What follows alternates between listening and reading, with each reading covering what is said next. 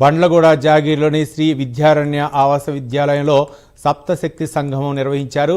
RSS 100వ వార్షికోత్సవాన్ని పురస్కరించుకుని ఈ కార్యక్రమాన్ని చేపట్టారు. విశిష్ట సేవలకు గాను డాక్టర్ ఇందిరను సత్కరించారు. శారదా దయానిధి పాఠశాల కమిటీ సభ్యురాలు ప్రిన్సిపల్ అరుణ అధ్యక్షతన జరిగిన ఈ కార్యక్రమంలో సరస్వతి విద్యాపీఠం పాలక మండలి సభ్యురాలు అలివేలు మంగ, పీవీపీ సహాయ కార్యదర్శి బొంత గోమతి పాల్గొన్నారు.